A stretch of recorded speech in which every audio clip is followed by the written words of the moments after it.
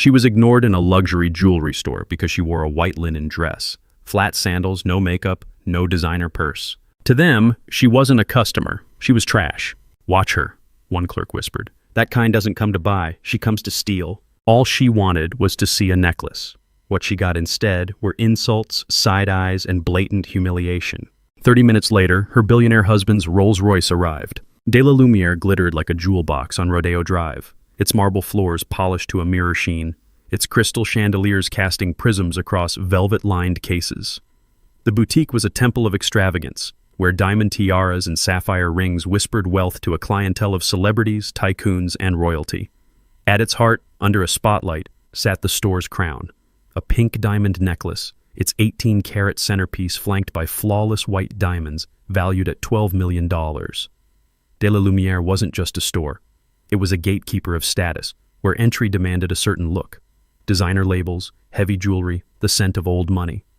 Outside, valets managed a parade of Bentleys and Lamborghinis, and the boutique's Instagram, with its million followers, showcased clients dripping in luxury. This was a world where appearance was currency, and judgment was swift. Claire Monroe stepped through the glass doors, her white linen dress catching the faint breeze, her sandals whispering on the marble.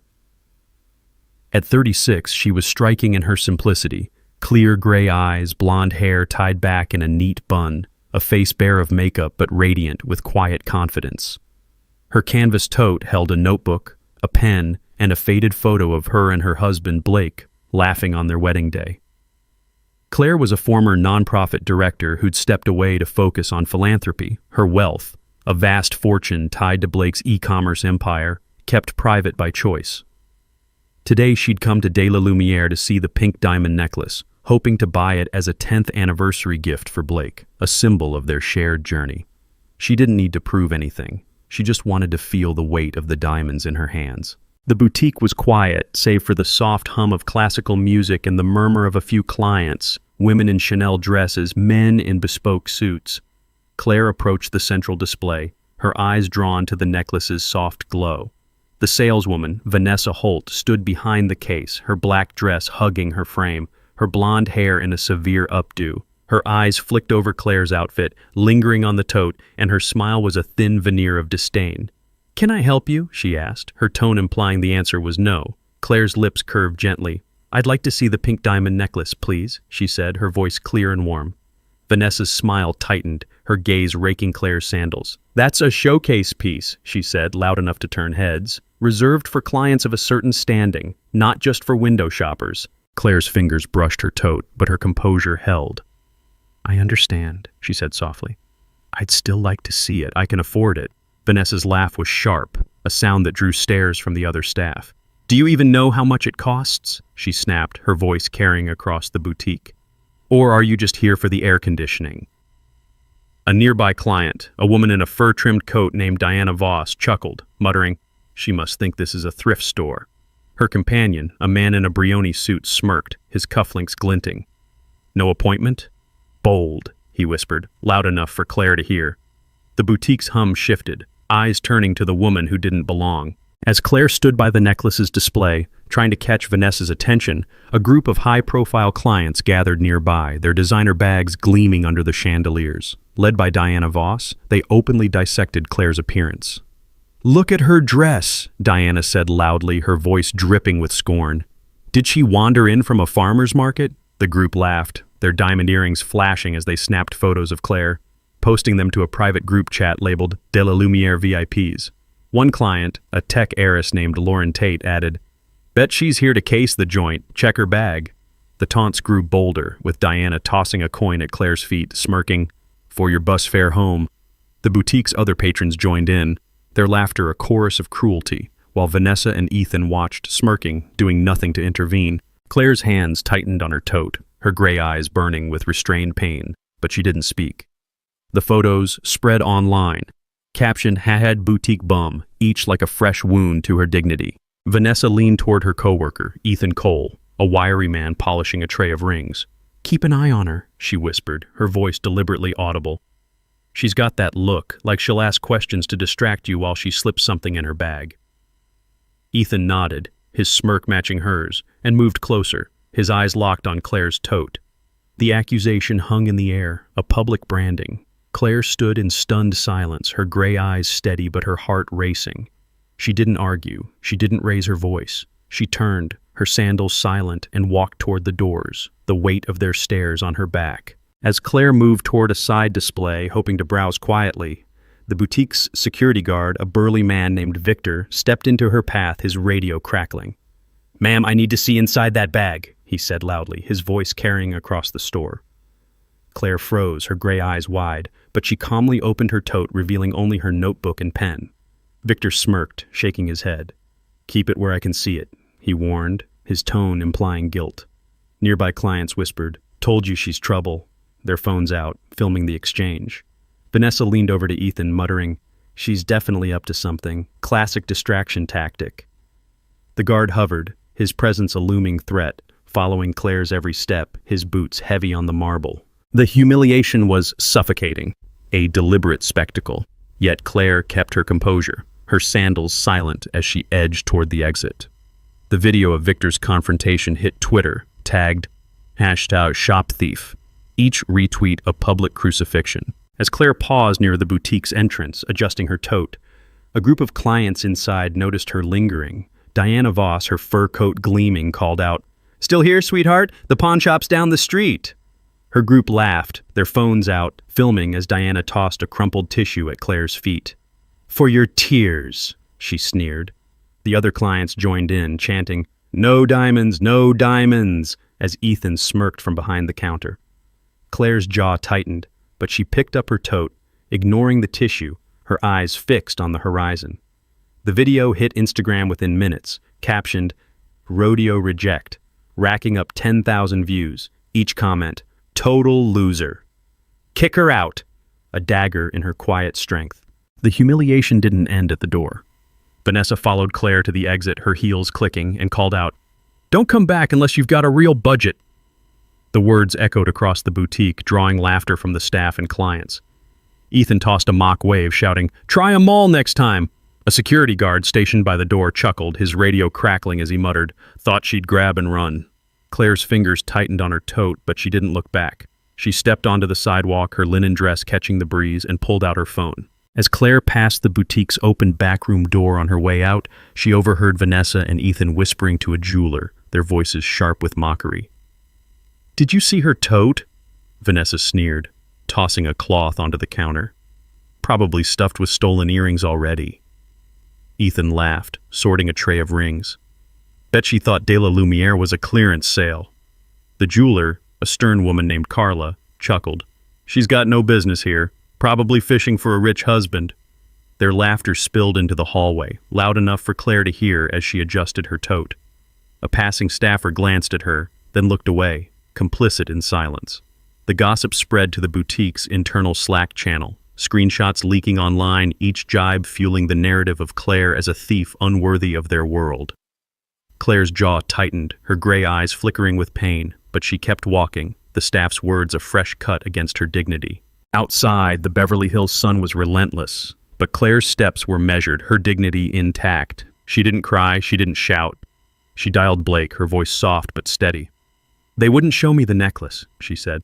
"I'm okay, just let me know when you're here." Hours after Claire's departure, the De La Lumiere VIP's group chat, led by Diana Voss, posted a montage of her visit, her standing by the necklace, Victor checking her bag, her quiet exit, set to a mocking pop song. The caption read, "Linen Lady thought she could shop here.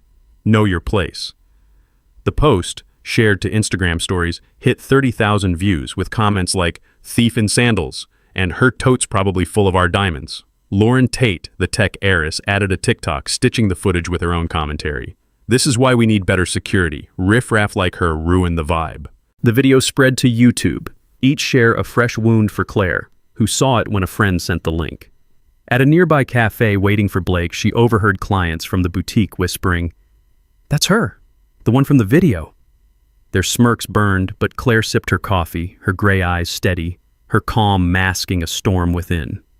The digital pile-on was relentless, a public execution of her character. On the other end, Blake's voice was a low growl, the kind that silenced boardrooms. "I'm coming now," he said. "Stay there." Inside De La Lumiere, the staff returned to their tasks, the incident already a story to share. Vanessa adjusted her dress, smirking to Ethan. "Can you believe her nerve?" Ethan chuckled, wiping down a case. "She'll learn her place," he said, moving to assist a new client, a pop star in a sequined jumpsuit. Diana Voss posted a photo of her new emerald bracelet, captioning it, "De La Lumiere vibes, only the best belong." The comment section filled with likes, the boutique's aura untarnished, its hierarchy intact. But the boutique's polished calm was about to shatter. 30 minutes later, a black Rolls-Royce Phantom glided to a stop in front of the glass doors, its engine a soft purr that silenced the street. The valet froze, his hands fumbling with a key fob as the driver's door opened. Blake Monroe stepped out, his black suit tailored to perfection, his broad shoulders and sharp jawline cutting a figure that commanded the air itself. At 42, he was a force.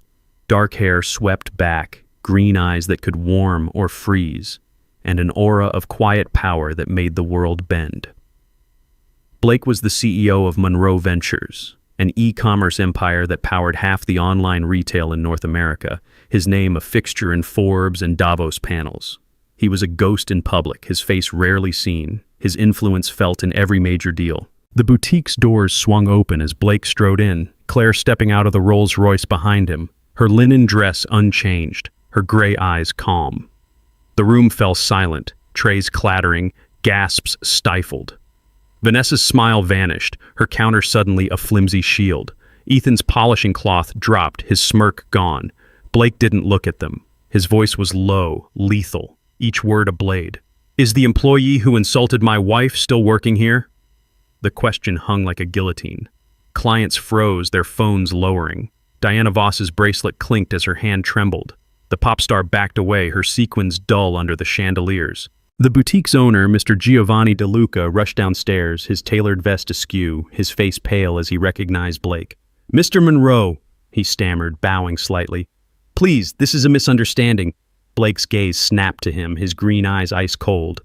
"You let your staff accuse my wife of stealing," he said, his voice cutting through the excuse. "You let them humiliate her in front of your clients." He turned to Vanessa, who shrank back, her updo unraveling. "You told her she wasn't welcome, that she didn't belong." Vanessa opened her mouth, but no words came, her authority dissolving under Blake's stare. Claire stepped forward, her tote in her arms, her voice soft but firm. "I don't need them to know who I am," she said, her eyes meeting Mr. De Luca's. "I just needed to be treated with respect, like any other customer." The room was silent, the weight of her words settling like dust. Blake gestured to his assistant, a young woman in a navy blazer named Lila, who stepped forward with a tablet. "The necklace," Blake said, his tone final. "Now." Lila's fingers flew, initiating a bank transfer for $12 million, the funds clearing in seconds. Mr. De Luca fumbled with the case, his hands shaking as he lifted the pink diamond necklace. Blake took it, his movements deliberate, and turned to Claire. He stepped behind her, gently placing the necklace around her neck, the diamonds catching the light like stars. "Now she doesn't have to ask anyone for permission," Blake said, his voice quiet but resonant, each word a verdict. The boutique's silence was deafening, clients staring, staff frozen. Vanessa's face drained of color, her heels unsteady. Ethan looked down, his hands trembling. Mr. De Luca, his voice barely a whisper, turned to Vanessa. "You're fired," he said, his eyes darting to Blake. "Pack your things and leave. Now." Vanessa stammered, tears welling, but no one moved to help her. The security guard, once complicit, stepped aside, his radio silent. The fallout was immediate. A junior staffer, appalled by the incident, leaked the boutique's security footage to a gossip site. The video, Vanessa's sneer, Ethan's wave, Diana's tissue toss went viral, hitting 20 million views in hours. TikTok exploded with "Had the Linen Lady," users stitching the clip with captions. They called her a thief. "Justice for Claire." The footage showed Claire's quiet dignity, her calm exit, and Blake's entrance, the necklace moment replayed endlessly. Instagram reels looped the phrase, "Now she doesn't have to ask." Each share a cheer for Claire's triumph. De La Lumiere's pristine reputation cracked, its Yelp page flooded with one-star reviews. "Elitist garbage. Boycott this place." Vanessa's name became a synonym for cruelty. Her LinkedIn profile was mocked, Her modeling gigs canceled as brands distanced themselves. Ethan's job prospects vanished, his smirk a memory in Beverly Hills retail scene. Diana Voss's influencer career tanked, her emerald bracelet post buried under comments like, "You laughed at Claire?" Her follower count plummeted, her status no shield. Mr. DeLuca issued a public apology, but it was drowned out by the internet's fury. Reservations at De La Lumiere plummeted, its velvet cases sitting empty as clients flocked to competitors. Days after the footage leaked, Diana Voss and Lauren Tate faced a public reckoning. Diana, desperate to salvage her influencer status, posted a tearful apology video, claiming she misjudged Claire, but it backfired, racking up 500,000 dislikes and comments like, "Too late, bully." Her endorsement deals vanished, her fur coat auctioned to pay debts. Lauren's tech startup lost $20 million in funding after investors, citing her toxic behavior, pulled out, her TikTok account suspended for hate speech. A coalition of De La Lumiere's former clients, inspired by Claire's grace, launched a boycott, their open letter, signed by 200 high-profile names, condemning the boutique's elitism. The letter, published in Vogue, praised Claire as a beacon of dignity, its viral spread cementing her as a cultural hero. At a Lumiere Fund event, a young woman approached Claire, tearfully sharing how the boycott gave her courage to leave a discriminatory job. Claire hugged her, her linen dress radiant, her victory a ripple that changed lives. The viral footage didn't just shame De La Lumiere, it triggered a legal avalanche. A class action lawsuit backed by Monroe Ventures' legal team was filed against the boutique for discriminatory practices, citing Claire's treatment and testimonies from former employees about systemic bias. The suit named Vanessa, Ethan, and Mr. DeLuca, their reputations shredded as court documents detailed their actions. Vanessa's fashion blog collapsed, her name blacklisted by luxury brands. Ethan's retail career ended, his LinkedIn flooded with "Nhat thief caller" comments. Mr. DeLuca faced a $10 million fine, his boutique chain losing major investors. The lawsuit settlement funded anti-discrimination training for 1,000 retail workers, with Claire's Lumiere Fund overseeing the program. Social media hailed the verdict, had Diamond Justice trending as users posted, "They judged her dress, now they're jobless." Claire watched the news from her bungalow, her toad on the table, her heart steady with the knowledge that justice had reshaped an industry. The world cheered her quiet victory, a triumph born of dignity, not vengeance. The boutique's Instagram lost 100,000 followers, its aura of exclusivity now a cautionary tale. But the story didn't end with the necklace. A week later, Claire stood at a press conference in a simple navy dress, the pink diamond necklace absent, her tote on a chair nearby. She faced a crowd of reporters, her gray eyes steady, and announced the creation of the Lumiere Fund, a nonprofit seeded with $12 million, the necklace's full value. "This fund," she said, her voice clear, "will support women facing discrimination in elite workplaces, especially those judged for their appearance or background." The crowd erupted in applause, cameras flashing. "No one should be made to feel less," she added, "not for their clothes, their purse, or their dreams." The announcement trended globally, had Lumiere Fund eclipsing The Linen Lady, each share a testament to Claire's vision. The fund's impact was swift. Within months, it had trained 500 women in leadership skills, funded legal aid for workplace harassment cases, and partnered with universities to study bias in luxury retail. Claire oversaw every detail, her notebook filled with ideas for outreach, her tote a constant at board meetings. Blake supported her quietly, his Rolls-Royce parked outside.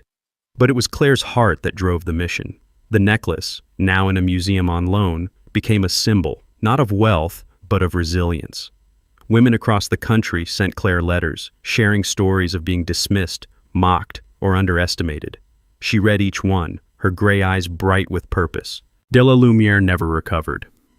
6 months later, it shuttered its Rodeo Drive location, its chandeliers dim, its cases empty.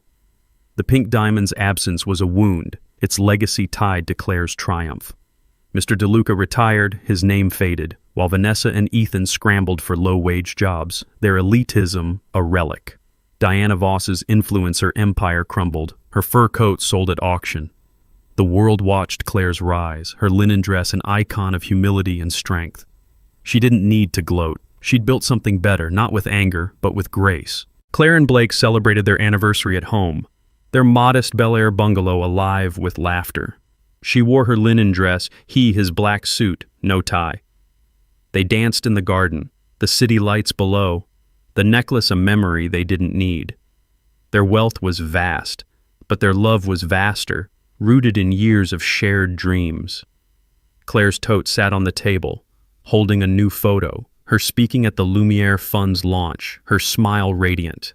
The world knew her now, not as a billionaire's wife, but as a force who turned humiliation into hope. Claire Monroe didn't need diamonds. She was the light. If this story moved you, don't forget to like, share, comment, and subscribe for more.